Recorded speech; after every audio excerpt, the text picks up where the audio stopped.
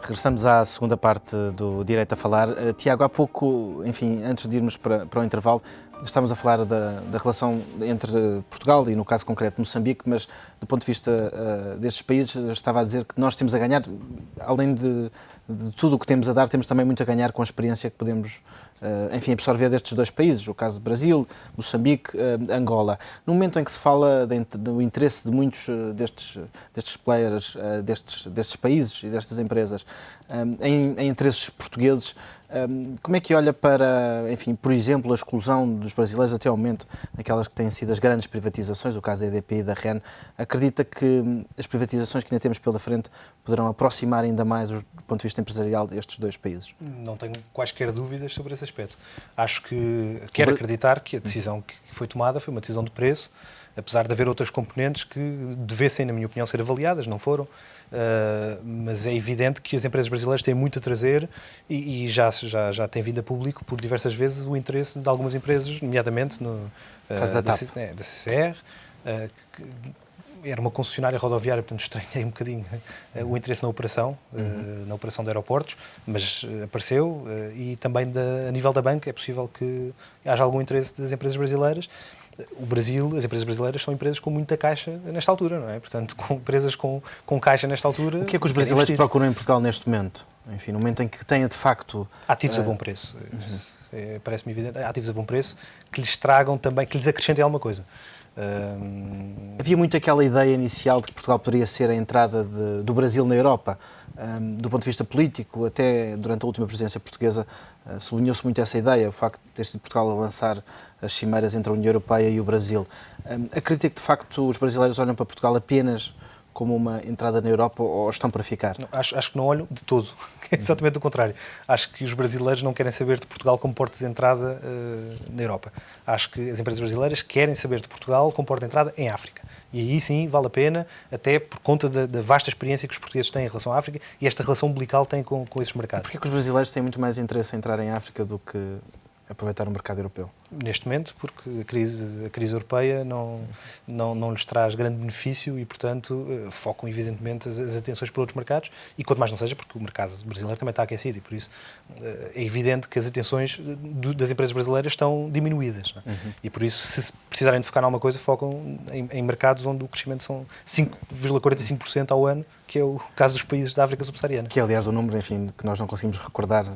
Na última década não tivemos em nenhum ano o melhor ano, teve um valor abaixo da média desse valor. É impressionante. Há 12 países da África subsaariana que cresceram a uma taxa de crescimento superior a 6% nos últimos 6 anos ou mais. É impressionante, que isto não existe. Impressionantes para a nossa realidade. Nuno, do ponto de vista da Vieira de Almeida, vocês também estão em Angola, também apostam no mercado angolano.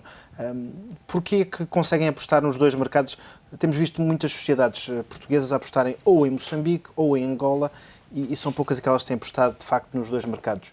O que é que vos leva a estar, enfim, Francisco, o que nós nessas temos duas frentes? feito é adotar um modelo internacional para o escritório que vá ao encontro das expectativas dos clientes. É tão simples quanto isso. E o que é isso, o modelo internacional? O que é que a Vieira de Almeida tem que distingue daquele que tem sido o modelo nacional? O que nós temos, através desta plataforma VD Atlas, é o acesso a serviços jurídicos de excelência para os nossos clientes. O que é que isso quer dizer do ponto de vista prático? Isso passa por ter os advogados certos nas operações que os nossos clientes fazem nos locais onde estão a investir. E tem os advogados lá, trabalham em Lisboa, são enviados cirurgicamente para fechar o negócio A. O modelo, Francisco, é o seguinte: nós temos parcerias em determinados países, países, neste caso, no momento em que estamos a falar, países lusófonos, temos em Angola, temos em Moçambique, temos no Brasil, e complementarmente a isto temos uma rede de relações privilegiadas com firmas internacionais com as quais temos trabalhado há muitos anos. E, ao fim e ao cabo, o modelo de internacionalização da nossa firma é baseado no ADN da firma, ou seja, o ADN de uma firma independente, que tem muita atividade internacional e que, por ser independente e ter muita atividade internacional, conhece muita gente e tem relações privilegiadas com muitas firmas. Falando do caso concreto do Brasil, vocês têm uma parceria, enfim, tanto quanto sei, com uma das... Pinheiro Neto. Pinheiro Neto, a terceira ou a quarta maior firma brasileira, uma das maiores da América Latina. Eu diria que está bem mais acima no ranking do terceiro ou quarto. Eu apontaria para o número 1. Se for o número de advogados, a faturação... Pois, mas são... Mas é uma sociedade de topo, não só no Brasil, como em toda a América Latina. Exatamente. Esta parceria foi intensificada. Enfim, nós no Diário Económico entrevistámos o managing partner desta firma e recordo-me bem Alexandre Bertoldi. Do Alexandre Bertoldi, dele de explicar que esta parceria aumentou muito com a ida de investidores portugueses para o Brasil e que agora assistíamos um pouco ao inverso da medalha, investidores brasileiros que apostam em Portugal e neste momento de privatizações. Estão a acompanhar clientes? Este interesse tem de facto aumentado pelo facto de estarmos a vender muitos dos nossos ativos? Tem, sem dúvida. Sem dúvida. Em que áreas? Tal como o Francisco estava a dizer, isto realmente, a parceria com a Pinhanet nasceu da primeira fase de grande internacionalização da nossa economia, quando tivemos as nossas empresas de referência a investir no Brasil e a redescobrir o Brasil. Agora das autoestradas, enfim, é um exemplo. As autoestradas, a Via de Almeida esteve várias vezes envolvida. Os bancos, as telecomunicações, etc. No movimento inverso a que assistimos neste momento, em que áreas? Ou seja, neste momento em que nós estamos num país que tem muito para vender e o que tem para vender ultrapassa em muito o que são as privatizações, mas pegando nas privatizações, por exemplo, é público o conhecimento, é de conhecimento público o interesse de empresas brasileiras na privatização da ANA, como o Tiago já referiu, na privatização da TAP também. Em termos de investimento em Portugal, temos a área da construção, temos a área do turismo. Há muitas áreas que estão muito quentes aqui e que estão a precisar de financiamento e os brasileiros estão de camarota. Ainda não assistimos os brasileiros, enfim, nesta nova fase, a ganharem uma grande operação. Acha que isso acontecerá nos próximos tempos? Acho que acontecerá, inevitavelmente acontecerá. Muito em breve? Sim, muito em breve, muito em breve. E nós estamos muito atentos a esses fenómenos e, para lhe dar um exemplo, grande parte do meu ano 2012 vai ser passado em São Paulo. Porquê? Precisamente porque nós temos muitos pedidos de assistência relativamente ao fenómeno de investimento brasileiro em Portugal. Brasileiros que querem colocar o seu dinheiro... Que têm projetos de investimento. Muito bem. O António há pouco falava, enfim, da aposta em África. Vocês, integrados na CMS, têm beneficiado do facto de pertencer a uma estrutura muito forte do ponto de vista da África francófona, por exemplo, Exatamente. E anglófona, visto que a vossa sociedade, a rede onde estão integrados, acabam por ter, eu não sei o nome das 3 sociedades, mas tem uma firma de topo francesa, uma firma de Exato. topo alemã, uma firma de topo inglesa, para dar alguns exemplos. Certo. Conseguem fazer a ponte para os países esse africanos? Esse talvez seja efetivamente um dos fenómenos mais inesperadamente estimulantes deste processo de integração nesta grande organização que é a CMS. Porque exatamente encontramos a CMS num momento histórico de viragem em que está a evoluir do seu blueprint estritamente europeu para uma internacionalização à escala global. E aquilo que o Tiago dizia há pouco é algo que é global, isto é, a relevância da África. E uma das coisas mais interessantes deste fenómeno da CMS é o da possibilidade de nós, RPA, a partir de Lisboa, em conjunto com o escritório Bureau Francis Lefebvre em Paris ou o escritório da Cameron McKenna em Londres, oferecermos a clientes globais uma solução integrada, global, mas adaptada a cada jurisdição da África lusófona, do ponto de vista da francófona. oferta, mas a procura existe. Eu volto ao mesmo ponto. A procura existe. Porque é que uma grande empresa, enfim, americana que quer investir em África vai escolher uma equipa de Lisboa para ajudar? Não vai escolhê-la, se calhar, diretamente em Lisboa. Mas há uma coisa que eu tive recentemente essa experiência, há uma coisa que os americanos percebem relativamente à África. A primeira é que, assim, como dizem, não se pode generalizar a propósito da África, e a verdade é que os laços entre as antigas potências coloniais e os países colonizados são fortíssimas. E passa-se um fenómeno muito interessante, que é, enquanto que e isso eu sinto, se calhar o Tiago conhece talvez melhor do que eu a realidade africana concreta, é o seguinte: existe uma proximidade cultural e menos anticorpos com as antigas potências coloniais do que com as grandes potências da Guerra Fria, que deixaram uma marca terrível em África. E mais, os Estados Unidos têm um problema grave em países como, por exemplo, Angola e outros, que é o facto de haver uma percepção de que com a queda do Muro de Berlim e uma perda de relevância estratégica, os Estados Unidos, por isso, E simplesmente como se é que retiraram. isso é compatível com aquilo que dizia há pouco, que temos, enfim, segundo aqueles dois diretórios, o exemplo da Chambers, grandes firmas americanas a liderarem a África? Porque exatamente assim, porque os Estados Unidos são uma potência global, as suas firmas fizeram uma aposta mais forte do que as grandes empresas europeias no mercado africano, oferecem assim uma ganhar... capacidade local e, portanto, têm um peso que obviamente não é despiciente. Mas há aqui um valor acrescentado. Mais, deixe-me dizer-lhe o seguinte, que é uma coisa muito interessante e que é um exemplo que eu acho que é fantástico. Eu aqui, no ano passado, estive a trabalhar numa transação em que estava a trabalhar para um private equity arm do Departamento de Estado americano. Estava a fazer o seu primeiro projeto industrial de financiamento de um projeto industrial em Angola.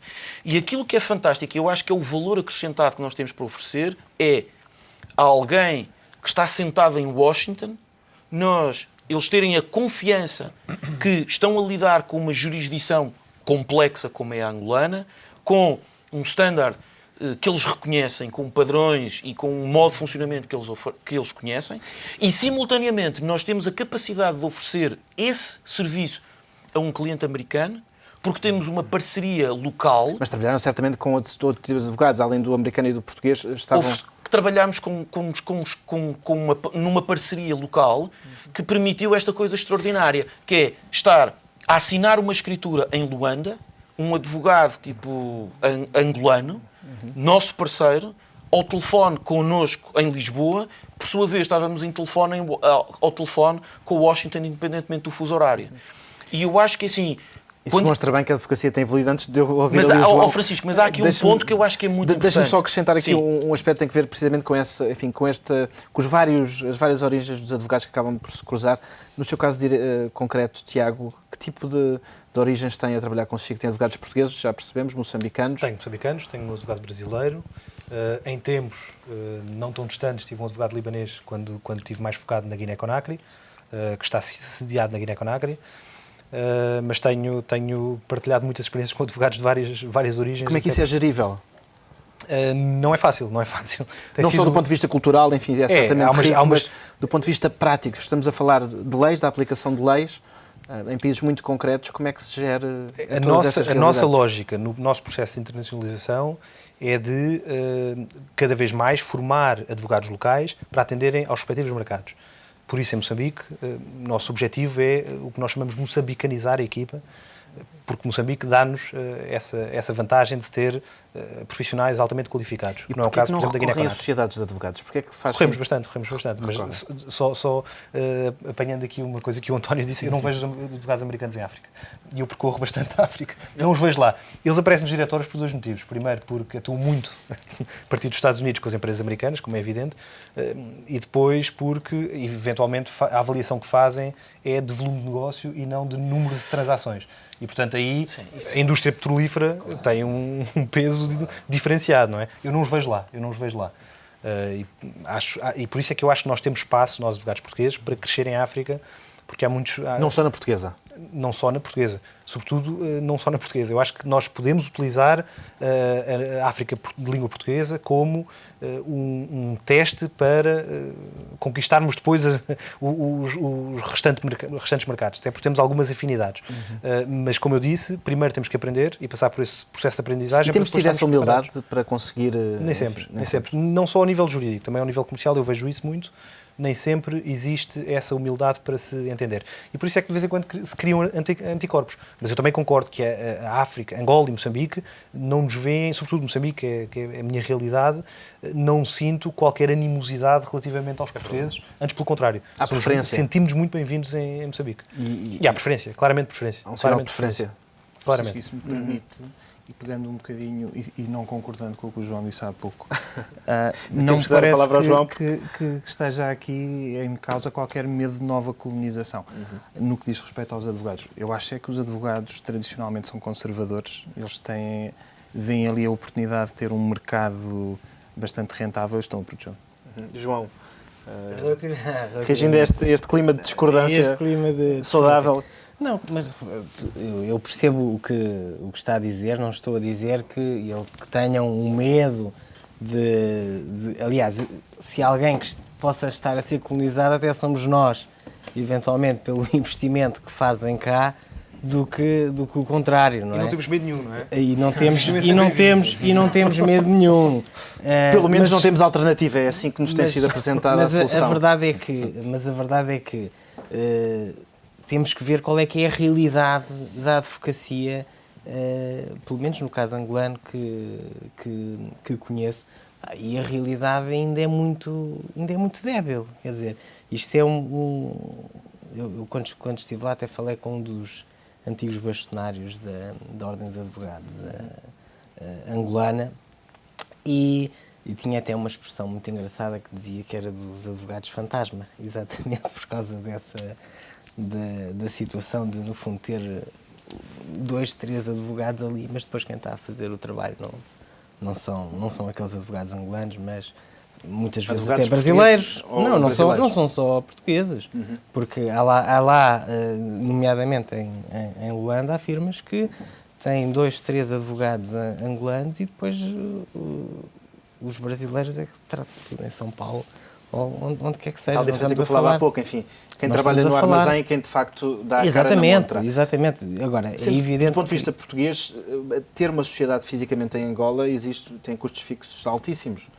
brutais. Acima de Brutais. 10, Mas também 12 mil dólares, têm sido alguns ganha-se. valores apontados. Mas Compensa? ganha-se, mas também é preciso ver o que é que se ganha, não é? Ou seja, o custo é enorme para qualquer pessoa. Viver em Luanda, por exemplo, o custo é gigantesco. Não é? No vosso caso concreto, porquê é que vos compensa estar em Angola? Francisco, repare que São clientes portugueses que vos levam para lá, têm tido angolanos que conseguem trazer para cá. se você quer trabalhar com clientes sofisticados, a primeira coisa que um cliente sofisticado faz quando está a pensar em contratar um novo advogado é ir ver as instalações e ver onde é que o advogado trabalha, quem é a equipa que está no terreno. E, portanto, essa ideia de que se pode estar em back-office em Lisboa a fazer todo o trabalho e ter 2 pessoas lá a dar o rubber-stamping, eu acho que não. Pelo menos não tem. Exatamente. Nem os clientes querem Tu, isso. como cliente, não O que aceitarias. é que um cliente procura no seu caso, Tiago? Uma garantia, um padrão de qualidade que seja uniforme. Ou seja, e por isso é que eu não acredito em trabalho feito noutro país qualquer, acredito em intercâmbios, acredito na formação de advogados locais e o cliente, se lhe Mas a montra apresentarem... tem que ter grande qualidade. Isto é a primeira linha que está no país, tem que ser evidente. de excelente qualidade. É isso Agora, que diz. o cliente prefere, evidentemente, ter um advogado local. Também não tenho dúvidas disso. E por isso é que também surge... Resulta um apelo às sociedades portuguesas que é formem advogados locais, porque é importantíssimo para os clientes A ter presença advogados local locais. é absolutamente essencial. É essencial porque, sobretudo, nestas jurisdições, não é só o trabalho jurídico direto que é relevante, mas é toda a envolvente local. Claro. É assim, marcar uma escritura em Luanda é um assunto muito delicado. Porquê? Muito sério, e implica que haja conhecimento, os notários não têm o mesmo profissionalismo que têm em Portugal, os horários são totalmente diferentes e, portanto, organizar uma transação que funcione, com escrituras que dependem de uma série de fatores do decurso de uma transação, implica uma capacidade local séria, com capacidade de resposta, com capacidade técnica. E isso é essencial para o sucesso de uma transação. E conhecimento também. Conhecimento local, conhecimento das Mas pessoas. tem soluções até parecidas com as nossas. Por E exemplo, a formar uma empresa tem uma coisa parecida com a empresa Mas na hora. Não sim, é? mas difícil. João, mas ninguém tenha dúvidas. Gerir uma transação de investimento estrangeiro em Angola, envolvendo a ANIP, envolvendo o Banco Nacional de Angola, envolvendo tudo aquilo que é necessário e absolutamente imprescindível ter uma capacidade local com um grande presença, capacidade e valia técnica. Mesmo para terminar, A Tiago. Guiné Equatorial, para fugirmos um bocadinho do... Uhum. Só falamos do mundo Temos aqui um lusófono, mas minuto para a Guiné ver esse Equatorial, último exemplo. falar em notários, a Guiné Equatorial tem um notário, a Guiné Equatorial é composta por parte continental e a ilha. A capital está na ilha. Um notário. Tem um notário que está, curiosamente, na parte continental e, portanto, é necessário, quando alguém quer notarizar algum documento, ir ao continente, o que nem sempre é fácil. O continente não é a região mais próxima da ilha. De facto, é um exemplo de que convém conhecer os sítios por onde se anda. Como habitualmente temos em todos os programas, apresentamos um livro, é o João Teves que nos deixa uma proposta de leitura para a semana. João, o livro desta semana... Então, esta semana temos aqui um livro americano de Constrained Court, Law, Politics and Decision Justice Make, que é um livro do Michael Bailey e do Forrest Maltzman. E é um livro muito engraçado, porque no fundo o tema deste livro é que fatores é que condicionam a tomada de decisões dos juízes, neste caso no Supremo Tribunal dos Estados Unidos. É um livro que tem muitas métricas, tem muita estatística, saber se é de facto o condicionamento político dos juízes, a sua ideologia, se é a lei, o respeito que ele tem pelos precedentes, o respeito por outros poderes. Temas não faltam, enfim. Temas não faltam a esse livro e com resultados muito interessantes. Muito bem, porque nem sempre aquilo que o facto do juiz ser mais conservador ou mais liberal, e existe sempre uma certa luta para que de um equilíbrio, se o presidente se for republicano, quererá eventualmente colocar lá no Supremo Tribunal juízes mais conservadores e, se for democrata, mais liberais, tendencialmente é assim, mas nem sempre as decisões são decisões que têm a ver com os direitos humanos, têm a ver com o facto de o juiz ser liberal ou conservador, porque muitas vezes podem votar 2 liberais e um conservador de uma determinada maneira, e nosso portanto os tempo 9... chegou ao fim, meus senhores, vão ficar a senhora. proposta. Muito obrigado pela vossa presença. Nós ficamos por aqui, regressamos na próxima semana com outros convidados, outro tema, a garantia de sempre, teremos novamente Direito a Falar.